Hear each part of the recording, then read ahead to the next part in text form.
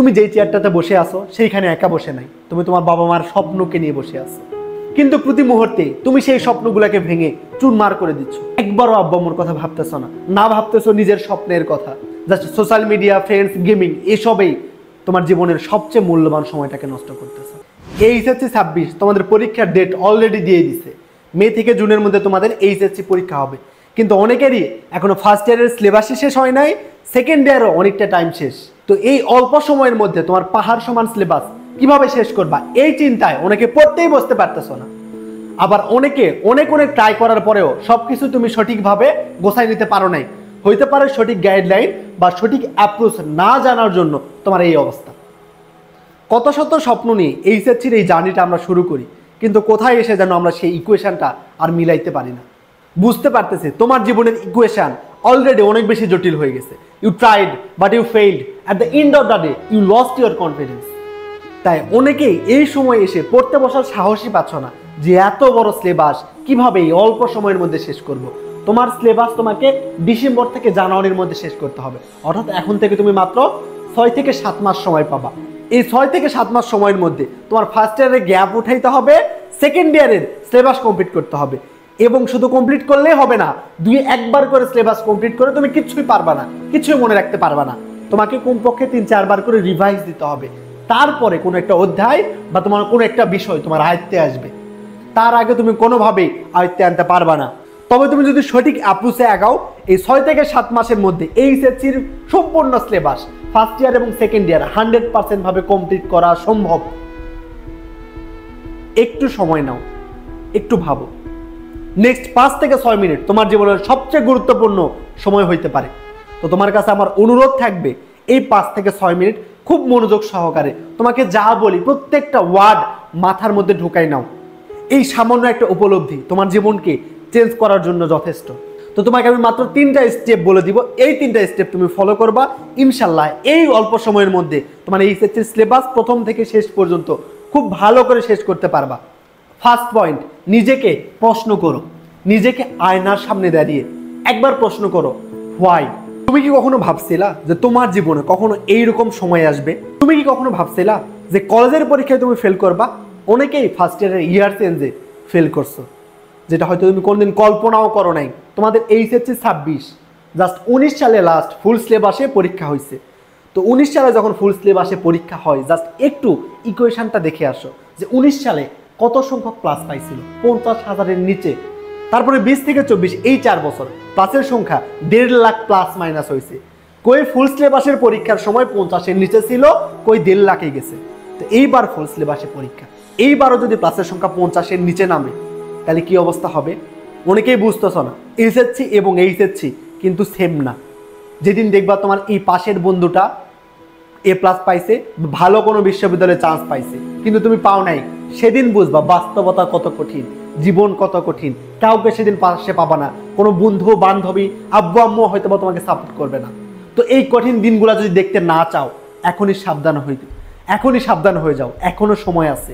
তুমি একদম শূন্য থেকে শুরু করলেও এখনো মোর দেন এনাফ টাইম আছে সবকিছু কাভার করে নেওয়ার জন্য। কিন্তু এখন যদি না বোঝো, এরপরে বুঝেও কিন্তু আর লাভ হবে না, তুমি কাভার করতে পারবা না সিলেবাস। তো এখনো যথেষ্ট সময় আছে, তুমি শূন্য থেকে শুরু করলেও তোমার সিলেবাসকে কমপ্লিট করতে পারবা। সো এই বিষয়গুলো একটু উপলব্ধি করো। আয়নার সামনে দাঁড়িয়ে নিজেকে প্রশ্ন করো, তুমি কি চাও?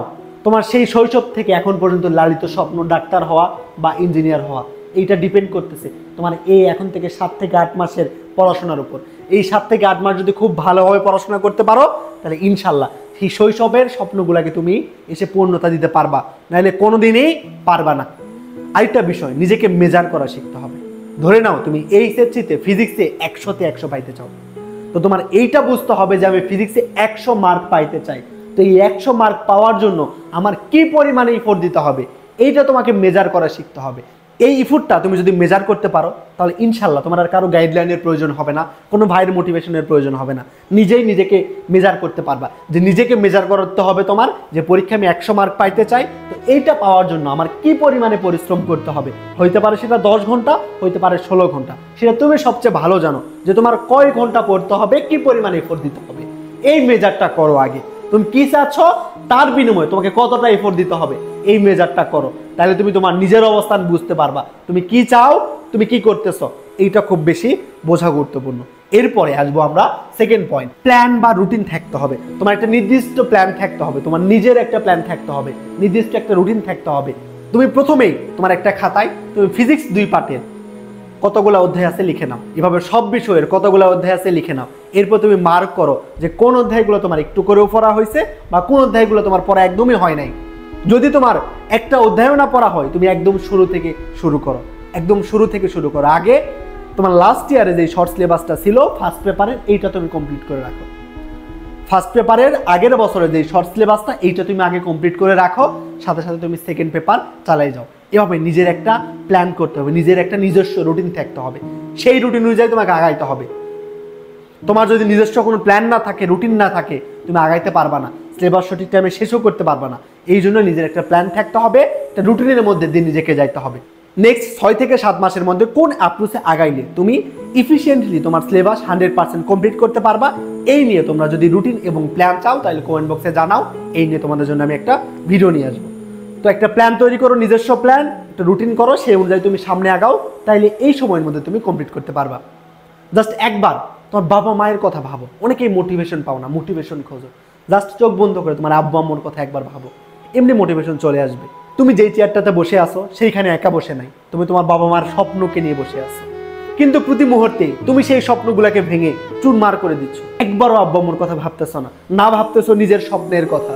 Just social media, friends, gaming, এসবেই তোমার জীবনের সবচেয়ে মূল্যবান সময়টাকে নষ্ট করতেছে। এটা তোমার লাইফের গোল্ডেন পিরিয়ড, এটাই সময় তোমার নিজেকে চাবুক মারা। জীবনের যে সময়কে চাবুক মারার কথা ছিল, সেই সময়কে তুমি যদি উপভোগ করো, তাহলে জীবনের যে সময়কে উপভোগ করার কথা, সেই সময়কে কষ্ট করতে হবে। আমাদের কষ্ট করতেই হয় কোনো না কোনো সময়। এখন যদি কষ্ট করো তাহলে পরবর্তী লাইফটা নিজের মতো করে কাটাইতে পারবা। আর এখন যদি অন্য সবার মতো চিল করে বেড়াও, গেমিং করো, সোশ্যাল মিডিয়া কাটাও, তাহলে পরবর্তী সময় গিয়ে তোমাকে কষ্ট করতেই হবে। তো সিদ্ধান্তটা এখন তোমার, তুমি কি করবা। আর তোমাদের মধ্যে যারা মেসে থাকো বা বাইরে থাকে, তাদের 80% স্টুডেন্টই জাস্ট সময় নষ্ট করে, তারা কিচ্ছু করে না। তারা রাত দিন পরে থেকে ঘুমায়, রাতের পর রাত জাগে, আর সোশ্যাল মিডিয়া, গেমিং এসব নিয়েই ব্যস্ত থাকে। কিন্তু তোমার আব্বু আম্মু এইটা ভেবে বসে আছে বা এই চিন্তায় মগ্ন আছে যে আমার ছেলেটা বা আমার মেয়েটা মেসে আছে, বাইরে থাকে, ওর খাবার দাবারের অনেক কষ্ট হয়, ও নিজেকে স্যাক্রিফাইস করতেছে নিজের স্বপ্নকে পূর্ণতা দেওয়ার জন্য। কিন্তু তুমি কি করতেছো, তাদের এই বিশ্বাসটা ভঙ্গ করে ঘন্টার পর ঘন্টা সময় ওয়েস্ট করতেছো। মাসের শুরুতে তোমার আব্বু আম্মু তোমার হাতে কলেজ, এই টিউশন, এই কোর্স, সকল কিছুর ফিস তোমার হাতে উঠাই দেয়। তুমি হয়তো জানো না এই টাকাটা তারা কত কষ্ট করে ম্যানেজ করে তোমার মাসের শুরুতে তোমার হাতে উঠাই দেয়। এই বিষয়গুলো একটু ভাবো, অটোমেটিক মোটিভেশন পাবা। এরপরে আসি তোমাকে স্যাক্রিফাইস করতে হবে। তুমি যদি স্যাক্রিফাইস না করতে পারো, তাহলে তুমি কোনোদিনই কোনো কিছু অর্জন করতে পারবা না। মনে রাখবা, কিছু অর্জনের জন্য অনেক কিছু বর্জন করতে হয়। এই প্রকৃতিতে সবকিছু নিউটনের 3rd ল মেনে চলে। Every action there will be a equal and opposite reaction. এইখানে তোমার অ্যাকশনটা হবে কি বলতো, এইখানে তোমার অ্যাকশনটা হবে তোমার স্যাক্রিফাইস, এইখানে তোমার অ্যাকশনটা হবে স্যাক্রিফাইস, এইখানে তোমার অ্যাকশনটা কি হবে বলতো, স্যাক্রিফাইস। তুমি যদি স্যাক্রিফাইস করো, তাইলেই তুমি রিয়াকশন হিসেবে তোমার সেই কাঙ্ক্ষিত সফলতা পাবা। যদি স্যাক্রিফাইস না করো, কোনোদিনই পাবে না। পৃথিবীতে সকল কিছুর জন্য আমাদের স্যাক্রিফাইস করতে হয়। তুমি যদি দোকানে একটা চকলেট কিনতে যাও, তাইলে তোমাকে এখানে টাকা স্যাক্রিফাইস করতে হবে। তুমি আমার এখন ভিডিও দেখতেছো, এইখানে তোমার সময় স্যাক্রিফাইস করতে হচ্ছে। তো পৃথিবীতে সকল কিছুর জন্য আমরা কোনো না কোনো কিছু স্যাক্রিফাইস করি, কিন্তু আমরা যা চাই বা আমাদের স্বপ্নকে পূর্ণতা দেওয়ার জন্য যেই স্যাক্রিফাইসটা করা প্রয়োজন, এই স্যাক্রিফাইসটা বেশিরভাগ মানুষ আমরা করি না। জাস্ট আমরা চেয়ে যাই যে পরীক্ষায় আমি 100 মার্ক চাই, বুয়েটে চান্স পাইতে চাই, মেডিকেলে চান্স পাইতে চাই, কিন্তু এর পিছনে এইটা পাওয়ার জন্য যে স্যাক্রিফাইসটা করা প্রয়োজন, সেই স্যাক্রিফাইস আমরা করি না। তো এখন তোমার বুঝতে হবে তোমাকে কি স্যাক্রিফাইস করা লাগবে। হইতে পারে তোমার ঘুমকে স্যাক্রিফাইস করতে হচ্ছে, হইতে পারে তোমার কোনো বন্ধুকে বা কোনো বান্ধবীকে স্যাক্রিফাইস করতে হচ্ছে, বা হইতে পারে সোশ্যাল মিডিয়া বা গেম। তোমার বুঝতে হবে যে তোমার কি স্যাক্রিফাইস করতে হবে তোমার স্বপ্নকে পূর্ণতা দেওয়ার জন্য। স্যাক্রিফাইস যদি না করতে পারো, তাহলে কোনোদিনই তুমি তোমার সেই কাঙ্ক্ষিত জায়গাটাতে পৌঁছাতে পারবা না। এই 7 থেকে 8 মাস নিজেকে টাইম দাও, এবং এই সময়টা তোমার রুমের দরজা এবং তোমার মনের দরজা দুইটাই বন্ধ রাখো। এইটা যখন খুলবে, সেখান থেকে যেন একটাই আওয়াজ বের হয়, সফলতা। তোমাদের সবার জন্য অনেক অনেক বেশি শুভকামনা রইল। আসসালামু আলাইকুম।